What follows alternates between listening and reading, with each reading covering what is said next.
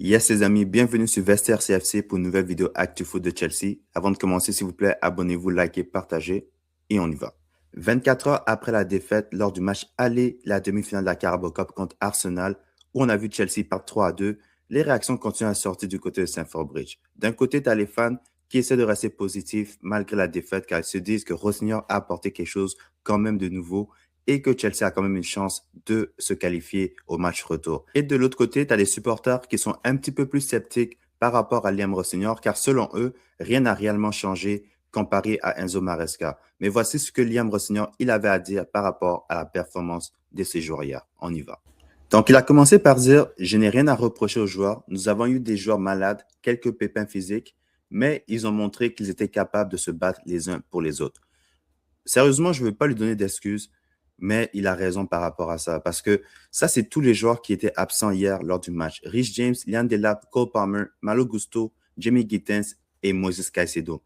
Donc, on peut voir qu'il y a 4 joueurs là-dedans qui, quand ils sont en santé, ce sont des titulaires. Donc, dans un match de demi-finale, quand on banc, c'est Jorgensen, Badiachil, Tosin, Atto, Esugo, Buonanotte, Garnacho, Tari George et Mueka, tu sais que tu as un problème. Et là, ce n'est pas la faute de Rossignol, c'est la faute des directeurs sportifs. 1 milliard dépensé sur le marché des transferts, ça, c'est l'équipe que Chelsea avait en demi-finale. Ce n'est pas une demi-finale de Conference League, c'est une demi-finale de Carabao Cup contre Arsenal. C'est pour ça, d'après moi, je dis une défaite de 3-2 avec tous les absents qu'on avait. Je pense que c'est très flatteur pour Chelsea. Il a également parlé sur Enzo Fernandez. Il a dit « Je trouve qu'Enzo Fernandez fait preuve de passion et d'engagement. Il s'est donné sans compter. Plus le match avançait, plus son influence se faisait ressentir. C'est un leader et je suis ravi de l'avoir dans l'équipe. » C'est vrai que Enzo Fernandez a connu un bon match, mais je ne veux pas dire que c'était exceptionnel non plus. Tu vois, donc Enzo Fernandez, s'il y a quelque chose que tu peux compter sur lui, c'est qu'il ne va jamais reculer dans les confrontations comme ça. Okay? Mais lui, il faut juste qu'il soit plus constant et on s'attend vraiment au match retour que tu nous montres la même énergie, mais sur le terrain pour nous permettre de nous qualifier pour la finale. Liam Rossignol s'est également exprimé au sujet de Josh Achepong. Il a dit « Il m'a beaucoup impressionné. C'est un garçon très posé, d'une grande humilité. Je vais continuer à le pousser car il a un avenir très prometteur. » Donc, ce qui est certain, c'est que Rossignol, il est passé la parole aux actes parce que depuis qu'il est arrivé, les 2 matchs qu'il a coachés, Josh Achepong a eu des minutes. Donc, on va voir si ça va continuer d'ici la fin de la saison. Rossignol est également revenu sur la situation des gardiens à Chelsea. Il a dit qu'il n'y a aucune garantie que Robert Sanchez est le gardien numéro 1 actuellement. Surtout avec la performance d'hier. Il a dit c'est la même chose pour tous les postes. Je n'ai pas de numéro 1 et de numéro 2. Ce n'est pas ma façon de faire. Il faut gagner sa place. Ils doivent le mériter. Mais personnellement, moi, ce que j'ai vu de Robert Sanchez hier, c'est que c'est clairement pas le gardien de l'avenir. Je pense pas que Chelsea va le changer directement lors du mercato d'hiver, mais ça doit être une priorité l'été prochain. Parce que c'est ça, Sanchez. Il peut faire des arrêts, il peut faire nous sauver certains matchs, mais dans des moments clés, il y a toujours un risque qu'il va faire des erreurs qui va coûter l'équipe.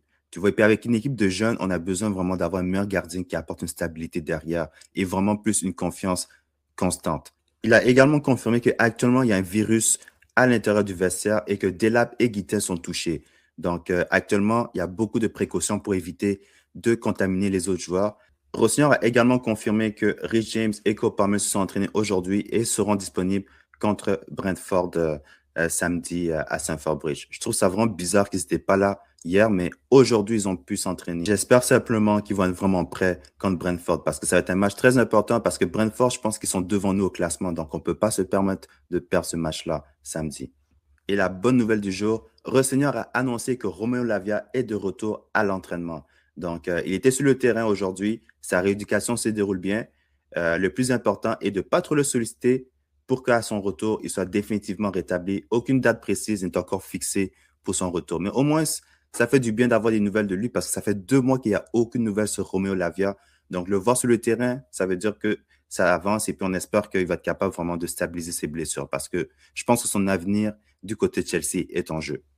Prochaine nouvelle, Chelsea avait confirmé il y a quelques semaines qu'ils n'avaient pas l'intention d'acheter aucun joueur durant le mercato d'hiver, car c'était simplement lors du mercato estival qu'ils voulaient se renforcer dans plusieurs postes. Mais après une rencontre avec Liam Rossignol, Chelsea a décidé de s'ajuster à leur stratégie. Voici plus de détails. Breaking! Chelsea est prêt à passer à l'action pour recruter un nouveau défenseur dans les dernières semaines du mercato de janvier afin d'offrir un renfort à Liam Rossignol. On est le 15 janvier 2026. C'est aujourd'hui qu'ils se rendent compte qu'on a besoin d'un défenseur. Maresca le demande depuis l'été passé. On le demande tous un défenseur central depuis l'été passé, même avant que Colwill se blesse. Quand Colwill s'est blessé, c'est là même qu'il aurait dû avoir plus d'urgence. C'est jamais arrivé. Et vous allez me dire que après que Maresca vous ait supplié même un défenseur, c'est Liam Rossignol qui est venu 2, 3 jours plus tard, lorsqu'il a été engagé, que là, vous avez décidé d'acheter un défenseur. Ça fait vraiment pas de sens. Pour moi, c'est très difficile de faire confiance à ce board-là. Même si je veux supporter les joueurs, même si je veux supporter Rossignol, c'est très difficile de faire confiance à cette direction-là. Parce que regardez, le 16 décembre 2023, Chelsea a annoncé que leur plan était de compléter l'effectif sur 4 mercato. Aujourd'hui, on est actuellement sur le 6e mercato. Et ça, c'est notre équipe après avoir dépensé plus de 1 milliard sur les marchés des transferts. Comment Eghbali, il laisse encore Stewart, Winstanley et Shield avoir encore un poste au club? C'est absolument inacceptable parce que là, ils ont détruit vraiment l'identité de ce club-là. J'ai l'impression qu'ils veulent nous transformer en tant que Brighton parce que c'est vraiment pas acceptable ce qu'on voit, surtout après tout l'argent que Chelsea a dépensé dans les dernières années. Et selon Matt Law, Chelsea est intéressé par 2 défenseurs centraux, Jérémy Jacquet, 20 ans de Rennes, et Jacobo Ramon, 21 ans de Como. Le club veut un défenseur capable de relancer proprement, ce qui est un atout majeur pour Rossignol. En plus de Jacquet et Ramon, Chelsea cible également Charlie Cresswell et Marco Senesi, 29 ans de Bournemouth, mais privilégie un jeune défenseur. Chelsea souhaite également recruter un nouveau milieu et Elliot Anderson fait partie des cibles. Pourquoi Chelsea essaie toujours de forcer avec les jeunes défenseurs? Pourtant, tu as Marc Guéhi qui est là. Marc Guéhi, il y a 3 équipes actuellement qui sont en train de se battre pour essayer de le signer. Tu as Liverpool, Arsenal, City. Ils sont en train de se battre pour essayer de signer Marc Guéhi, qui est un ancien joueur de l'académie, qui n'a pas 30 ans. Il a 25 ans, Marc Guéhi, capitaine de Crystal Palace. Un défenseur qui vient dans notre équipe et qui est un titulaire indiscutable.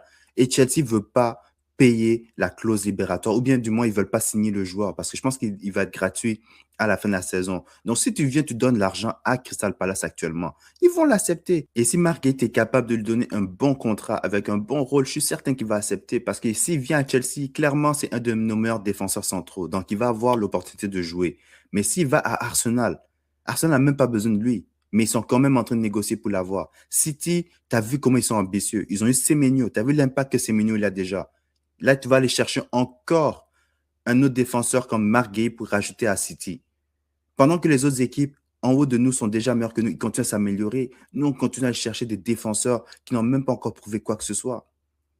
Donc, moi, je ne comprends vraiment pas c'est quoi la stratégie. Et ça a également été rapporté que Chelsea a envisagé de signer Virgil van Dijk avant qu'il signe un nouveau contrat avec Liverpool l'année passée.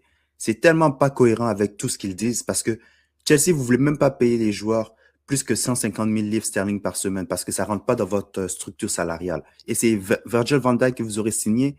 Van Dijk, je pense qu'il gagne en haut de 300 000 livres sterling par semaine à Liverpool. Jamais vous auriez payé ça. Jamais vous auriez payé ça. Vous dites ça maintenant après pour faire « Ouais, on a essayé, mais ça n'a pas fonctionné parce qu'il a décidé de rester à Liverpool. » Marc Guéhi est là, mais vous ne voulez pas signer un joueur qui est déjà prouvé en première ligue, un capitaine et un ancien joueur de l'académie de Chelsea. Ça fait vraiment pas de sens. Et pour continuer sur le magnifique travail que les directeurs sportifs ont fait depuis qu'ils sont en poste, leur signature lors du mercato estival Buonanotte, son prêt a été annulé du côté de Chelsea parce que maintenant, il va aller en prêt du côté de Leeds United. Donc déjà de base, j'ai jamais compris pourquoi Buonanotte, il a signé en prêt du côté de Chelsea. Depuis quand Chelsea accepte des prêts de Brighton? Quand ces gars-là, ils disaient qu'ils voulaient vraiment ressembler à Brighton, je crois qu'ils le pensent sincèrement. Je pense qu'ils veulent vraiment faire de Chelsea Brighton parce que comment ce gars-là, qui était sur le banc de Leicester City, qui n'arrivait même pas à jouer, a réussi à avoir un prêt du côté de Chelsea? C'est nous qui envoyons nos joueurs en prêt du côté de Brighton. On ne prend pas des joueurs de Brighton en prêt. Donc, encore une décision très questionnable des directeurs sportifs.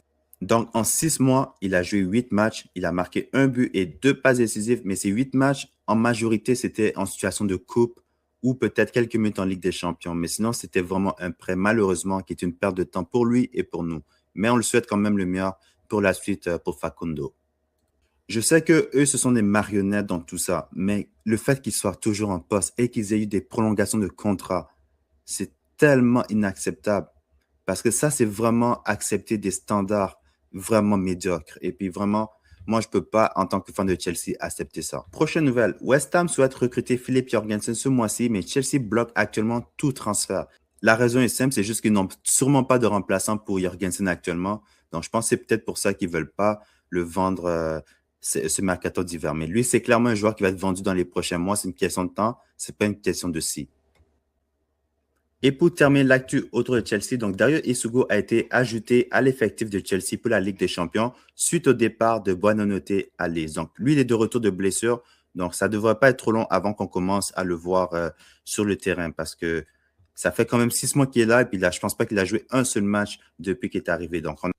Donc, ceci conclut l'actu autour de Chelsea. Donc, dis-moi dans les commentaires, c'est quoi le problème réel de Chelsea? Est-ce que ce sont les joueurs? Est-ce que ce sont les coachs, Liam Senior ou Enzo Maresca?